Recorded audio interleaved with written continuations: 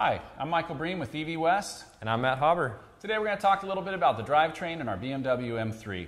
We get a lot of inquiries about this car ever since we set a record last year for the street legal electric class at Pikes Peak. And it's the same car that's in the famous video with Bill Caswell, and the big old EV grin. So a lot of people wonder, what's involved in making a system like this. It's pretty simple. It's two net gain 11-inch motors hooked up to a Powerglide 2-speed transmission without a torque converter. So it's a direct drive system. It's pretty unique. We're going to go through step by step. Matt's going to show you how to put the motors together and couple them and then hook them up to the Powerglide transmission. So we're just going to show you how to do this, and hopefully you can put one of these in your own project. Yep. All right, let's get started. All right. So one of the first things that we need to do here is we need to cut these shafts down. They come pretty standard universal. They're about 3-4 inches long. Here at EV West, we really like to make everything as compact as possible. So we actually have our inner motor flanges down to 3 inches. So what that's going to mean is we need to cut these motor shafts down to just a little less than 1.5 inches each. And then we can couple these together. All right, so I have my calipers set at 1.5 inches, and what I'm going to use is a 12-volt battery to spin the motor shaft as I mark it with my permanent marker.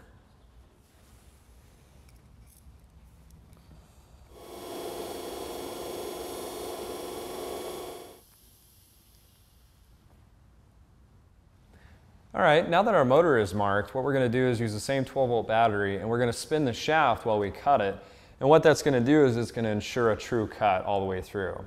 We're just going to use a regular old 4-inch cutoff wheel. You can get these at Home Depot, anything like that. Let's go ahead and do it.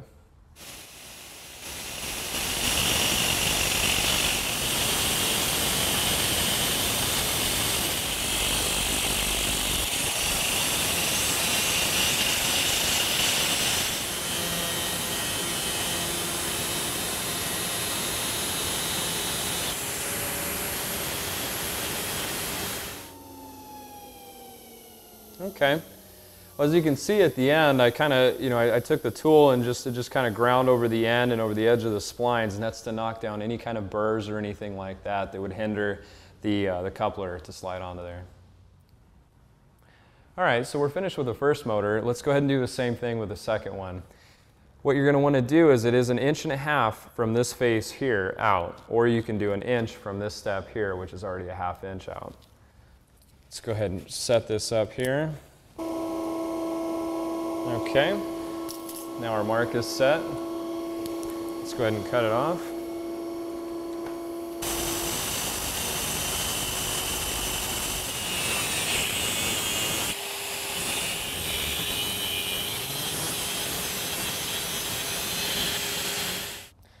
All right, so we have our 2 motor shafts cut down here now. Let's go ahead and put the coupler in between the two and push them together and make sure that our distance between here is a little less than 3 inches, maybe 20 thousandths under.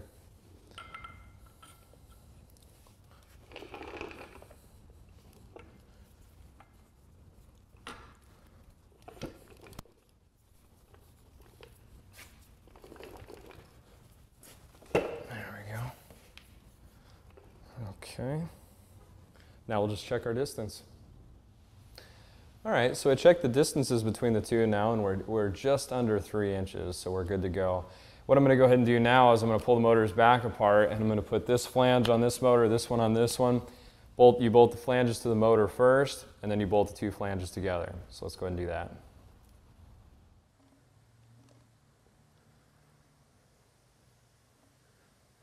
A little bit of a bear sometimes lining these splines up. There it goes. Then you just match these holes up here with the studs through the flange, and it literally bolts together just like that. So now that we have our 2 motors coupled together, let's spend some time talking about our Powerglide here. Original Powerglide will come with an input shaft similar to this. This is how much sticks out of the front pump housing. So there are options out there that you can buy right off the shelf similar to this that basically allow you to eliminate the torque converter. But as you can tell, that much hanging out of the pump, we're looking at about an 8-inch adapter, and that just doesn't work for most projects. We've already got a pretty long motor here. We've got to find a way to get these things tightened up. So that's when we came up with this. This is our custom input shaft here, and this is a female Turbo 400 spline that literally will bolt right on the back of a Warp 11, Warp 9, anything with the Turbo 400 output shaft. Now, because of the fact that we're not running a torque converter, we actually have to supply oil when these motors aren't spinning. We actually have to supply oil pressure to keep the clutches engaged. And that's where this comes in. This fitting right here on the outside is where our electric pump gets, where the pressure gets put in. Goes in through here, there's a one-way check valve, goes through this line, and it goes right into the front pump. Feeds pressure just like the transmission is used to seeing. All right, well, before we get this thing mounted up, I just kind of want to talk about the splines, the reason why we did a splined coupler instead of a keyed shaft. One of the reasons is not having a set screw pushing down on a keyway and being able to get to that. None of that seems to really work out well. This transmission, I can literally grab a hold of it and I'll just slide it right on the splines, I'll bolt it in, and the thing is completely done. So let's go ahead and do that.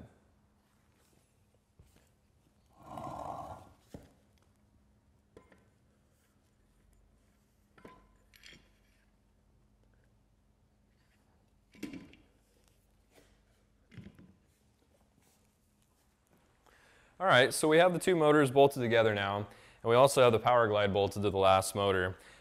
We should probably talk a little bit about the hydraulic system in this. Now, we don't run a torque converter with this Powerglide, so basically what we have to do is when the motors are not turning, we actually have to supply hydraulic pressure with this pump to keep the clutches engaged.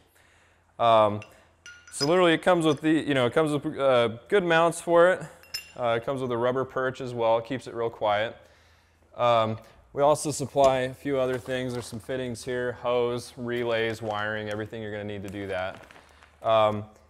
We recommend probably using number 6 fittings, just for running the plumbing on this. Also, we tried a lot of different things, pressure and everything else, but what ended up working out best for us is an RPM window switch. And what this actually does is anything below 500 RPM actually turns the pump on to keep all the clutches applied. After 500 RPM is reached, this will shut the electric pump off, and the internal pump will take over, and you're rolling away. We have two 11s, which I'm sure you guys know by now. They're capable of doing 1,000 to 1,200 foot-pounds of torque between the two of them, and you can expect anywhere from 400 to 600 horsepower depending on voltage sag. Overall length of the whole package is 54 inches. And on the back of it here, obviously we have our 2-speed Powerglide setup. You can get this in a 1:7:6 ratio first or a 1:8:2. And then second gear is direct, so just your 1-to-1 straight through.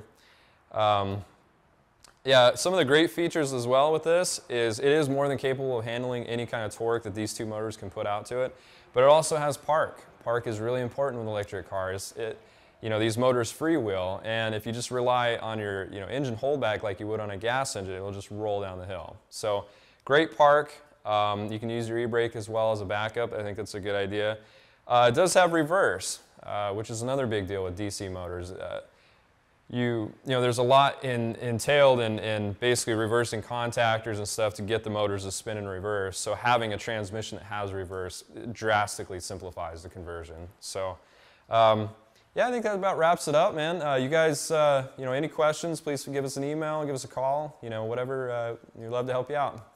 Matt Hauber, thank you. God damn. Man, I need a break. I'm not good. Shooter McGavin. Oh. I keep, hold on, let's just hold on. Let me get situated. All right.